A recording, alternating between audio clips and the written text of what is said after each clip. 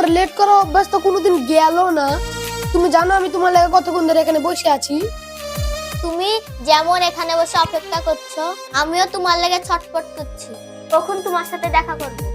তাই বলি এত লেট? তুমি তো ভালো করে আমার বাপকে চিনো, তারপরেও আমার বাপের চোখে ধুলো দিয়ে তোমার কাছে চলে এসেছি।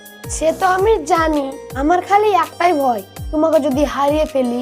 আমার বাবা যাই করুক, আমার জীবন থাকতে তোমাকে আলাদা করতে পারবে না। সুরাইয়া তুমি বাড়ি যাও, নয়তো তোমার আব্বা দেখতে পেলে বিপদ হয়ে যাবে। হোক আমার বিপদ, আমি তোমাকে ছাড়া কোনো জায়গায় যাব না, আমি এখানেই থাকবো।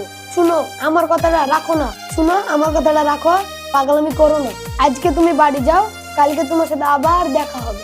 তাহলে কিন্তু কাল দেখা করা চাই। আরে পাগলি, আমার উপরে একটুও বিশ্বাস নাই? এসব কথা রাখো তো, মেলা দেরি হয়ে গেছে, চলো বাড়ি যাই।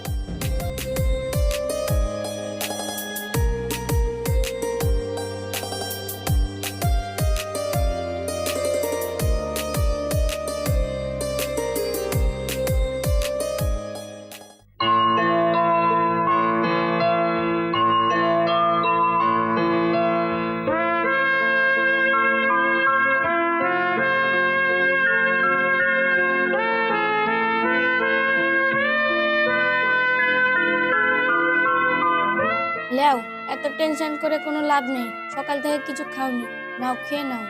টেনশন করবো না, কি করবো বল। এবছরে যা ফসলের হাল, তাতে ভাগের কাছে দিতে শেষ। ওদিকে বা মহাজনের কাছে অনেক টাকা ধার আছে, আজকে আবার তার শেষ ডেট। তাহলে মনে হয় বাড়িটাই হারাবো। তাহলে তুমি এক কাজ করো, অন্য জায়গা থেকে টাকাটা ম্যানেজ করে মহাজনের ধার শোধ করে দাও গা। কারণ মহাজন লোকরা ভালো না।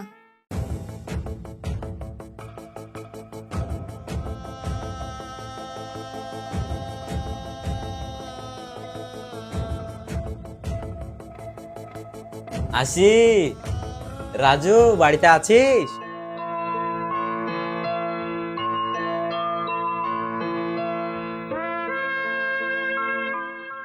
বসেন বাবু, বসেন। আমি তো বসতে আসিনি, আমার টাকাটা দিয়ে দে, আমি চলে যাই। বাবু আর কিছুদিন সময় দেন বাবু, আপনার টাকা আমি সব শোধ করে দেবো বাবু। বাবু আর কিছুদিন সময় দেন বাবু। কর্তা বাবু, আজ কিন্তু ওর চোখের পানিতে মন ভিজবে না, আজ মায়ের টাকা উসুল করে নিব। এই দা, তোদের মতন ছোট লোকরা পা ধরা ছাড়া কিছুই জানি না। কিন্তু আমার পা ধরলে তো মন গেলবে না, আমার চাই টাকা। ছাড় আমার পা। এই তোরা দাঁড়িয়ে দেখছিস কি? খালি কর ঘর।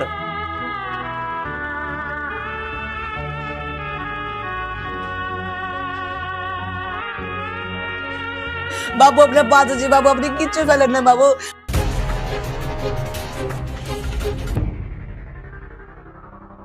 আমার সব সর্বনাশ হয়ে যাবে বাবু।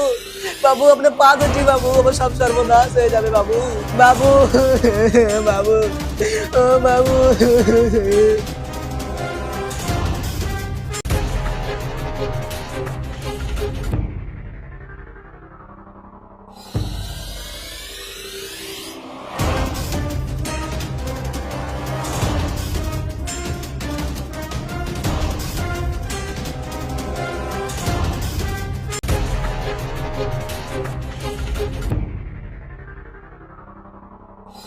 কাকা কাকা, আমার আব্বাকে ওরা খুব মারছে। কারা মারছে গো বাবু? আমি জানিনি। চো চো চো চো।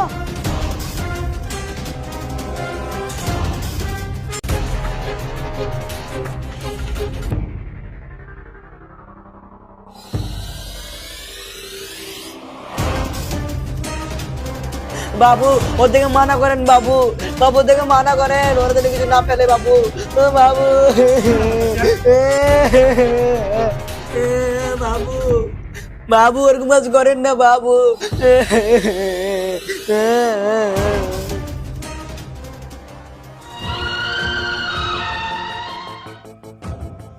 চাচা উঠেন, কি হচ্ছে?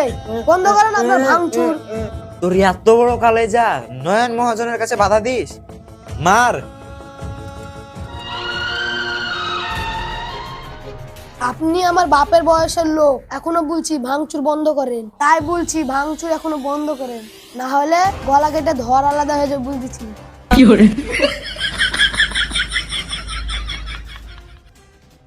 দাঁড়া, তোকে আমি দেখে নিব, তুই আমার কাছে বাধা দিলি।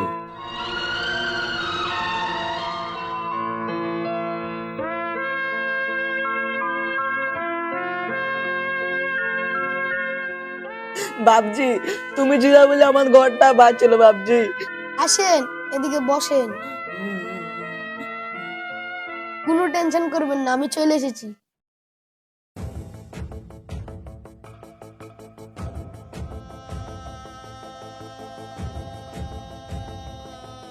কর্তা বাবু সামান্য কালকের ছেলে আপনার গলা হাসিয়ে বেঁধে দিল।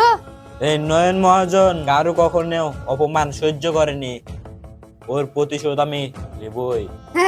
কর্তা বাবু ওই ছোকরাটাকে টাইট করা সিম্পল ব্যাপার। ওটা সিম্পল না, simple।